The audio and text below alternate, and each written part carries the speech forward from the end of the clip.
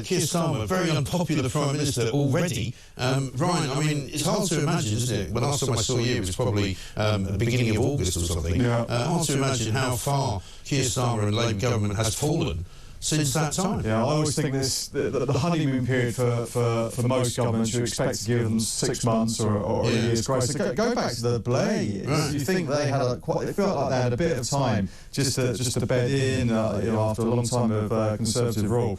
But it's hit this lot hard, and the harsh realities were there was always going to be several things, big things coming down the track that were going to hit them hard, whether it was the economy, whether it was the prisons crisis. The Conservative government knew that was sort of waiting for them, the migrant crisis. There was always going to be that very, very difficult summer, and Keir Starmer said that he's got to hit the ground running. Well, things are hit then, and then suddenly there was the riots, there was the disorder, there was the sort of the need to lock people up quickly to stop it from going on. But even that, which appeared to be the right thing for him to do, kind of turned wrong when he started saying, we're going to have to start looking at people's social media accounts, we're going to have to start, threatening people, telling people, putting government notices out on Twitter saying things like, think before you post. People have reacted really badly. Yeah, no, I think there is that fine balance between sort of, I say free speech, but that has I think the crackdown. I think the judges actually. We sometimes on your show and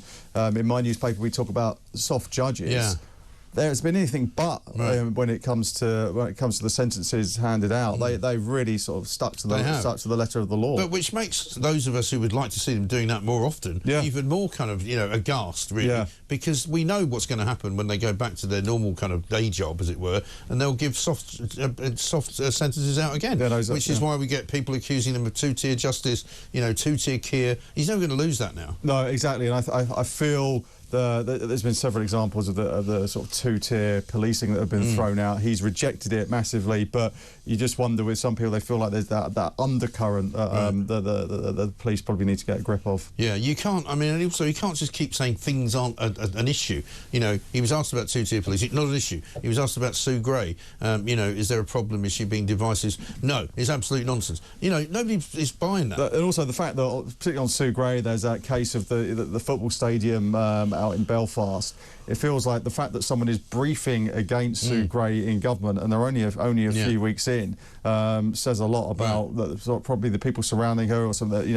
Even now, a few weeks in, there's disaffected people who feel like they need to sort of speak out against her. And it's not a happy ship by the sounds of things. Let's talk about a couple of other stories that we picked up this morning. One in the Times today on page 2, which is all about foreign aid. Yeah. And people are getting really worked up. I've been one of them, actually, particularly when we learn that 250,000 or thereabouts given to Kuala Lumpur to solve their traffic problem. No, exactly. You're kind of going, what the hell's going on? Yeah, there's a good bit of research done here by the Institute of Economic Affairs, actually. They've looked at all these compared areas in the UK. They've looked at where Britain sent its aid money overseas.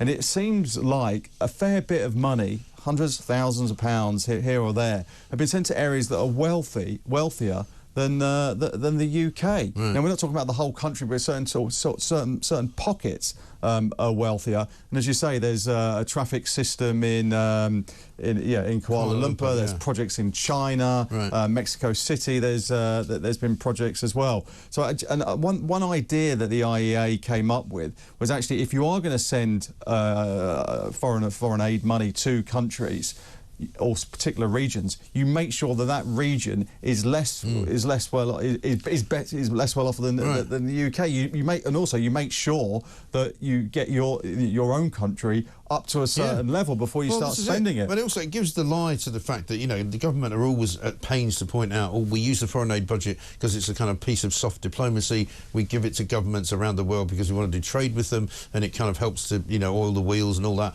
Fine, we get that, but surely it has to be projects that they need money for, as opposed to something that they don't need money for. No. And considering how bad the traffic is in London, it's bloody insulting to give it to another country to solve their traffic problems. No, totally, and it sort of feels like they have a big budget at the moment. It's 0.5% of GDP, it's £15 billion or so. it's a lot of money. Yeah. And when you're taking away things like the winter fuel allowance, it just raises concerns that actually perhaps you could use some of that money to help pensioners.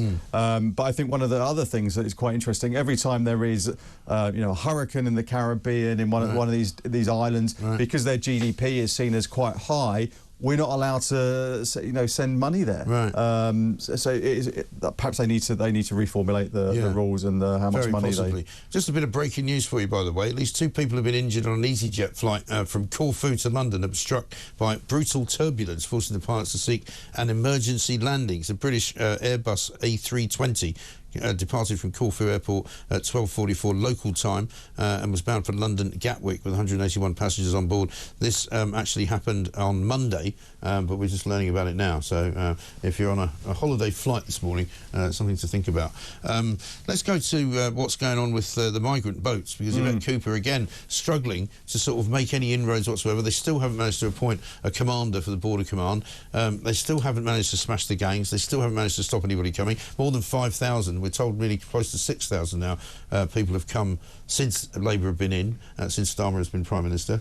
It's not really going anywhere, is it? No, it's a difficult situation. I think the Labour government realised that when they were in opposition. Yeah. I think when they've actually sat there in the Home Office and they've sat there in Downing Street, they realise it's a lot harder than they could ever imagine. Now they want to get or deport 14,000 illegal migrants by the end of the year. Right. They want it to make it the most out of the last 5 years. However, it seems like last year the Conservative government also sent 14,000. Right. So actually, the target they're setting seems to be quite modest. Yes. So I think people would say they need to up their ambition a little bit on this. They seem to be talking, the language seems to be perfectly fine. We need to stop the boats, etc. But the practicalities of actually doing it, and then, as you say, the numbers, hundreds over the weekend, coming in every single day. So I think they need a bigger deterrent.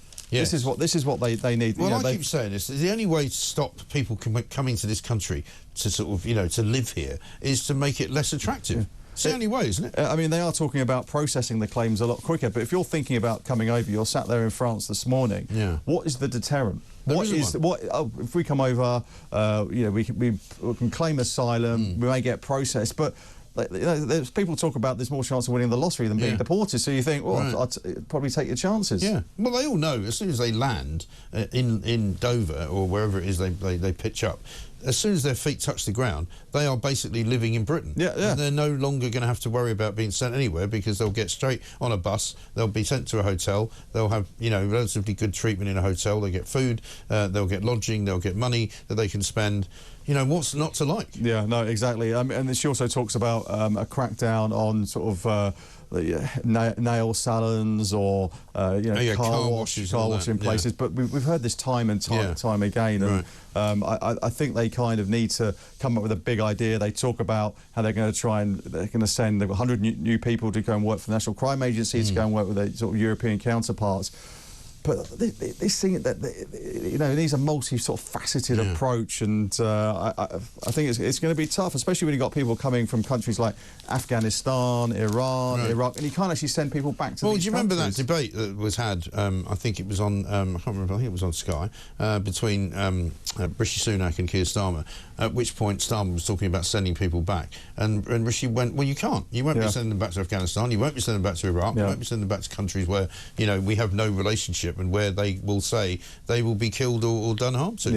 So that's not going to work. And also, one of Yvette Cooper's former advisors was talking this morning, Danny Shaw, who was the ex-BBC guy who worked for Labour for up until the election. He was effectively saying that perhaps there needs to be some kind of deal done with the EU. So, but the trouble is, if you want to try and do some deal with the EU, they're going to want something in return. But they then want us to take more. I mean, effectively, they'll say, well, that's fine, but you'll now have to take more refugees. Exactly. And also, they might say, well, actually, perhaps we want some sort of freedom of movement for those under the age of 21. So you're always going to have to give something back. Right. And that's the other problem. And then the other massive problem facing Labour and facing Keir Starmer is the public sector pay situation. We've now got a piece in the Telegraph from the TSSA, Transport and Salaried Staff Association, who are the people who are not in the RMT or ASLEF in working for the railways, saying we want 38 days off a year, a 35-hour week, or else we're going to go on strike. Yeah, the trouble is, it seems clever last week when you give ASLEF, you settle the deal, the train drivers aren't going. It didn't seem clever for long, did it? No, exactly, because the following day, they're talking about industrial action on that LNER on the East Coast main line. Yeah. As soon as you offer one union, they're all going to come cap in hand. You know, you've got the RMT. Mick Lynch was in this week, wasn't he? He was in to the Department for Transport yesterday, and now you've got the TSSA, one of the other transport unions, also trying to get more holiday money. Yeah. So. Holiday pay, so it's going to be difficult summer for them, and then you've got probably NHS workers who want more money. Sort of the next time their pay comes up for well we've got GPs I think asking for 11%, which I think they're going to be getting. We know that the junior doctors have got their 22%, but they've said they're going to come back for more next year. Teachers are in the running for a pay rise. Presumably council workers will be doing it. We had a text today from somebody who's said his wife was a civil servant. Senior civil servants got the pay rise, junior ones didn't. So they're going to be up in arms about that. So there's no end to it. And the trouble is, this is all the backdrop of a very, very difficult budget where Rachel Reeves will make some big decisions on. She talks about this £22 billion black hole. Where is she going to raise the money? Or there's going to be bigger cuts to sort of Whitehall departments who are already facing real big problems. Absolutely right. And finally, big story. Before we say the big story in the Sun, borrowing up again today, 3.1 billion in July 2024. Up 1.8 billion from the previous year, July 2023. So they're borrowing bucket loads of money. But no, I just wanted, before I let you go, Ryan, to mention a great story in the Sun today by Nick Parker. Butcher of Bosnia sues inhumane UK prison. I must confess, I didn't know that Radovan Karadzic, the Serbian warlord and war criminal, was actually doing time in the Isle of Wight. No, exactly. Apparently it was a deal done by Dominic Raab. And the guy wants £50,000. It says here for human rights breaches. I mean, someone wants. A bit ironic. You couldn't make it up. It really is extraordinary. And I then discovered that we're also housing ex-Liberian President Charles Taylor, who's in HMP Franklin in Durham, and he was convicted in 2012 of 11 counts of war crimes, slavery, rape, recruiting child soldiers, and aiding rebels in Sierra Leone during the 1991 to 2002 Civil War. What are we doing? No, exactly. I think over time people are here, and also we had there's all Pinochet was here for a long time as well. Wasn't he? So he was living in a mansion in Surrey. That's right, of course. Yeah, no bad thing. Listen, great to see you, Ryan. Thank you very much indeed.